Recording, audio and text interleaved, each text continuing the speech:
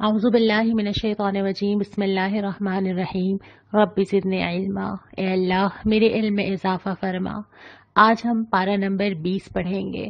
ہم نے الحمدللہ 2/3 قرآن کا مطالعہ مکمل کیا ہے اور اب ہم آخری تہائی کی طرف جا رہے ہیں۔ جو سوال میں نے آپ سے کل پوچھا تھا وہ یہ تھا کہ سورۃ الشعراء کی ان آیات میں کیا ہدایات دی گئی ہیں۔ تو یہ ہدایات یہ ہیں کہ اللہ کے ساتھ کسی اور کو نہ پکارو۔ یہ بار بار قرآن میں آتا ہے کہ اللہ شرک کو معاف نہیں کرتا، اور شرک ایک بال برابر ایک بہت ہی چھوٹی چیز ہے جو انسان کے دل میں ایسے جگہ بنا سکتی ہے کہ اس کو خبر بھی نہ ہو۔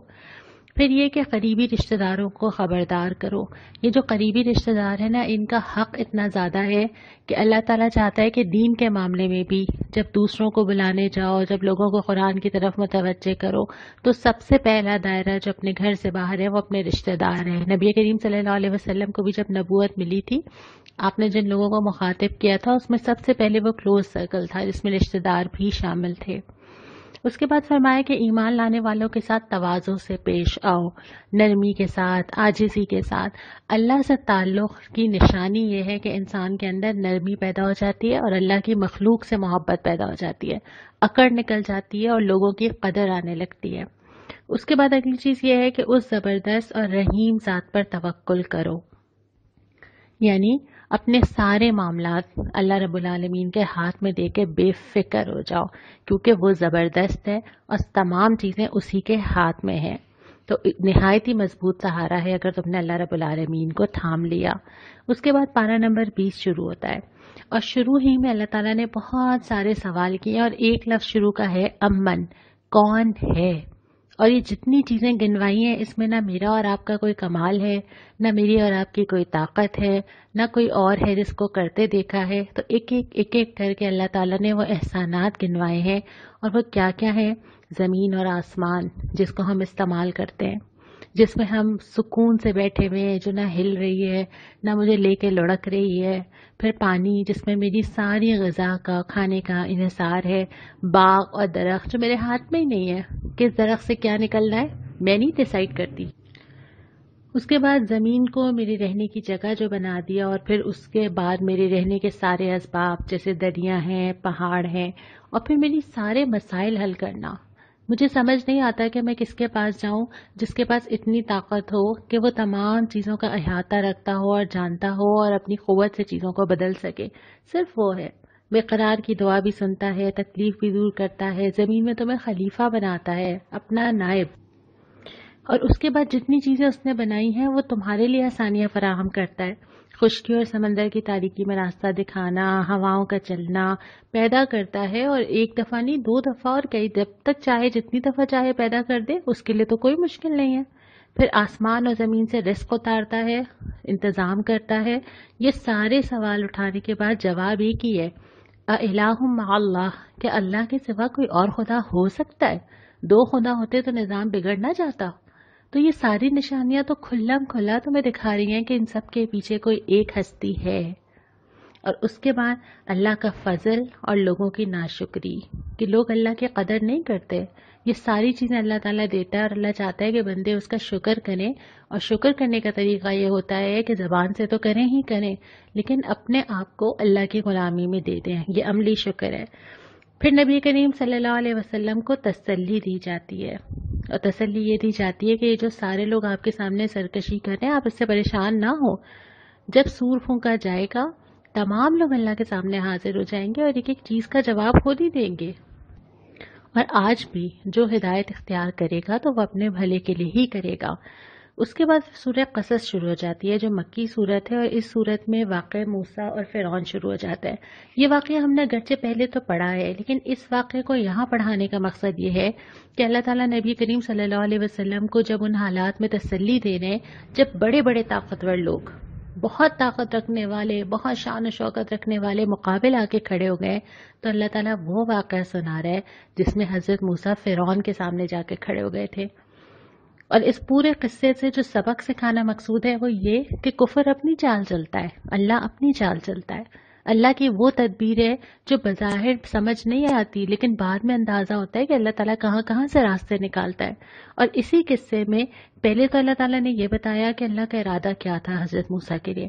ارادہ یہ تھا کہ ان کو زمین میں وارث بنایا جائے گا، یہ اللہ کی زمین ہے، اور وارث وہ ہوتا ہے جو اس کو پھر بعد میں سنبھالے، اور پھر زمین میں اقتدار بخشے گا تاکہ زمین پہ اللہ کی کبریائی، اللہ کی خدائی، اللہ کا نظام قائم ہو۔ اور اس کو پھر اللہ تعالیٰ نے کیسے پورا کیا کہ اللہ تعالیٰ کی وہ تدبیر اور واقعات گنوائے گئے ہیں۔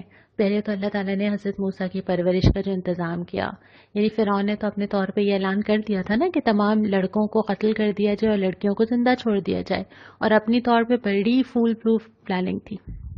اور اس کے بعد کیا ہوا کہ اللہ تعالیٰ نے کیسے خیال ڈالا حضرت موسیٰ کی والدہ کے ذہن میں، اور انہوں نے پانی میں ڈال دیا صندوق میں رکھ کے، لیکن اس کے بعد اللہ تعالیٰ نے ان کی آنکھیں بھی ٹھنڈی کی۔ ایسا نہیں ہوا کہ وہ پریشان نہیں، اللہ تعالیٰ نے پرورش کا انتظام یوں کیا کہ رضاعت کے لیے پھر انہی سے رابطہ کیا گیا، اور انہوں نے ہی پھر حضرت موسیٰ کی رضاعت کی۔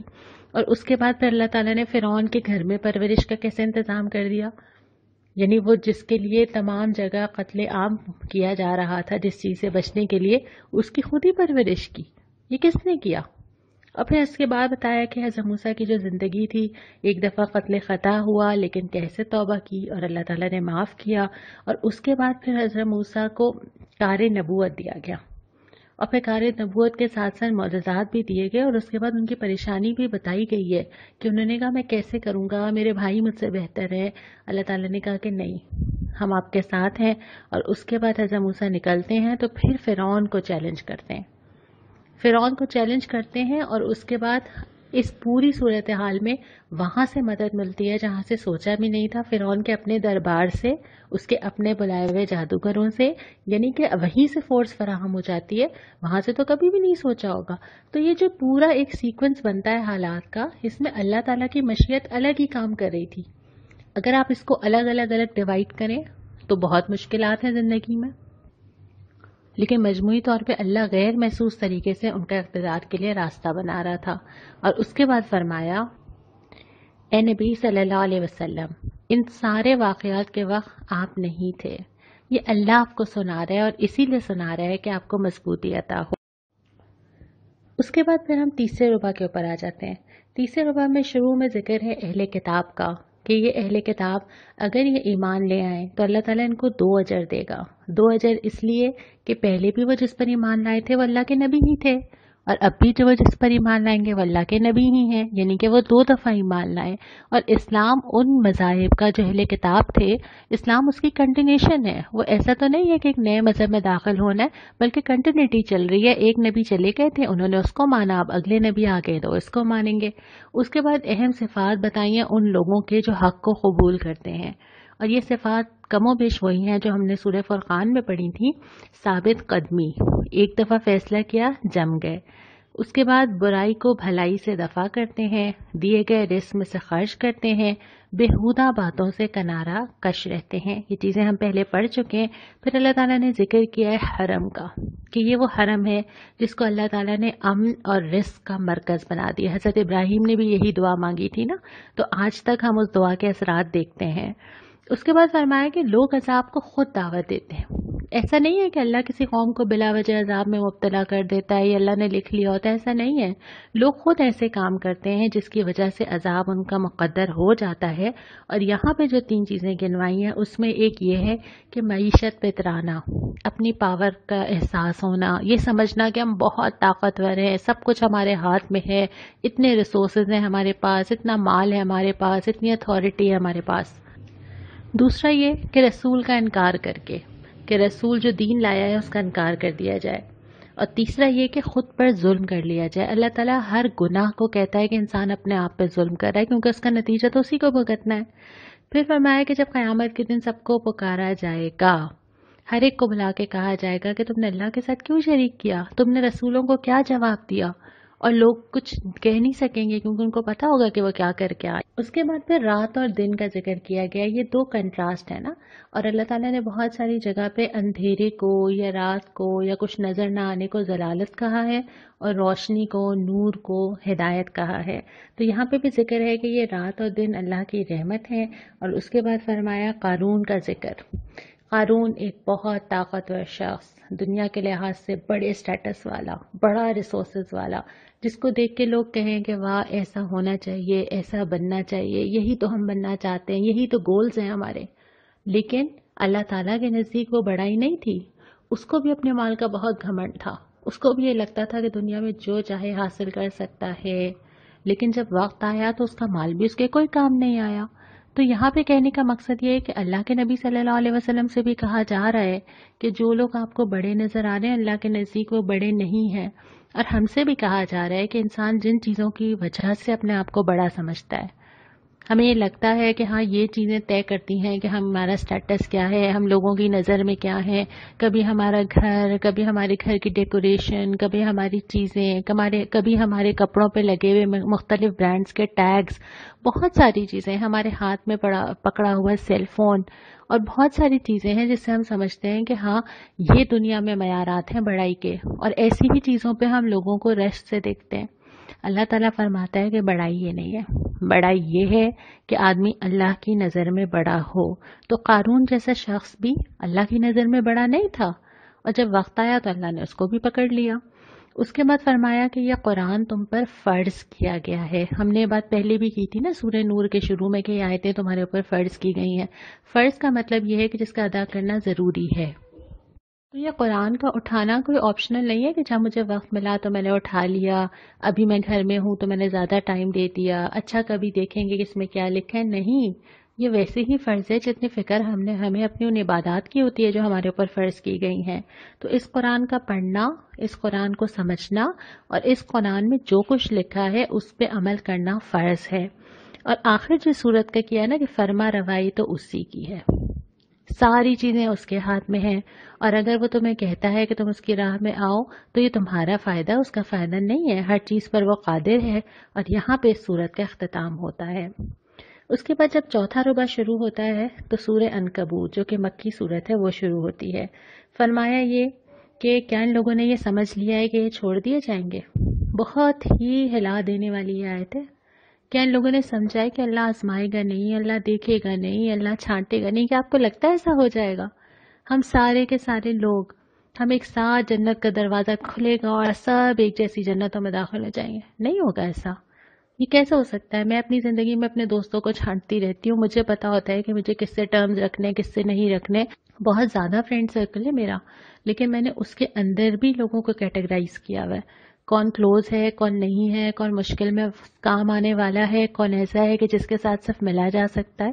تو اللہ کیوں نہیں کرے گا؟ اللہ بھی تو حالات لا لا کے یہی کام کرتا ہے نا، کہ اللہ دیکھتا ہے کہ اچھا اس میں سے اصلی والے کون سے ہیں۔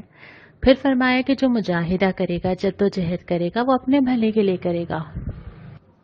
اور اس کے بعد والدین کی اطاعت کی حدود آ جاتی ہیں کہ والدین کی اطاعت کی جائے گی، لیکن اگر وہ شرک کا حکم دیں گے تو ان کی اطاعت نہیں کی جائے گی۔ پھر فرمایا کہ ہر شخص اپنے ساتھ ساتھ دوسروں کے بوجھ بھی اٹھائے گا۔ یہ ہم نے پہلے بھی اس پہ ایک دفعہ بات کی ہے کہ ہر شخص جو ہے وہ ایک کام تو وہ ہے جو وہ خود کر رہا ہے، اور ایک کام وہ ہے جو وہ دوسروں کو سکھا رہا ہے۔ اس میں یہ تو نہیں ہو سکتا کہ کوئی انسان اپنا گناہ کسی اور کے اوپر ڈال دے، جیسے ہم نے پہلے پڑھا تھا کہ کچھ لوگ شیطان کے اوپر ڈالنا چاہیں گے، کچھ آبا اجداد کے اوپر ڈالنا چاہیں گے، سب ہاتھ اٹھا لیں گے نا کہ نہیں نہیں بھائی ہم نے تو نہیں کہا تھا تم سے کرنے کو۔ اور ابھی بھی اگر میں اپنا کیس بناؤں کہ میں آخرت کے لیے کوشش نہیں کر پاتی، کیوں میں گناہ کرتی ہوں، تو میری ایک پوری چارٹ شیٹ ہوگی جو میں دوسروں کے خلاف بنا رہی ہوں گی، اس کی وجہ سے، اس کی وجہ سے، اس کی وجہ سے۔ اللہ تعالیٰ یہ تو نہیں کرے گا کہ میں کسی اور کے اوپر بلیم ڈال دوں۔ اپنا کام، اپنا گناہ، اپنا ثواب، اپنی زندگی، اپنی کوشش اپنی ہی ہے۔ البتہ جو ہم اثرات چھوڑتے ہیں دوسرے لوگوں پر، معاشرے پر، اولاد پر، گھر پر، رشتہ داروں پر، یہ ساری چیزیں ہمارے کھاتے میں آتی ہیں۔ کبھی کبھی ہمیں ایک ایسی چیز شروع کر دیتے ہیں اور پھر ہم خود بھول جاتے ہیں، اور وہ کہاں کہاں تک چلتی جاتی ہے۔ اور کبھی کبھی ہم ایک اچھی چیز کر جاتے ہیں، ہم بھول جاتے ہیں، لیکن وہ کہاں تک چلی جاتی ہے۔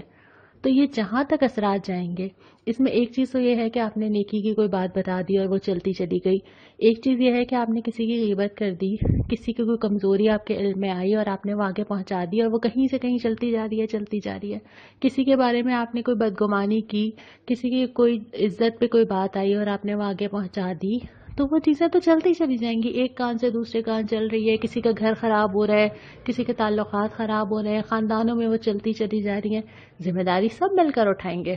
تو انسان جب قیامت کے دن پہنچے گا تو بہت بڑا خسارہ تو یہ ہوگا نا کہ اپنے ساتھ ساتھ کہاں کہاں سے نکل کے آ رہی ہوں گی چیزیں، کیونکہ مجھے تو نہیں یاد کہ میں نے پچھلے ہفتے، اس سے پچھلے مہینے اور اس سے پچھلے سال کیا کیا بول دیا، کیا کیا گزر گیا، اور جب وہ نکل کے آئے گا تو کہیں اور سے کوئی گٹھری ایسی نہ آ جائے جو کہ مجھے یاد بھی نہ ہو۔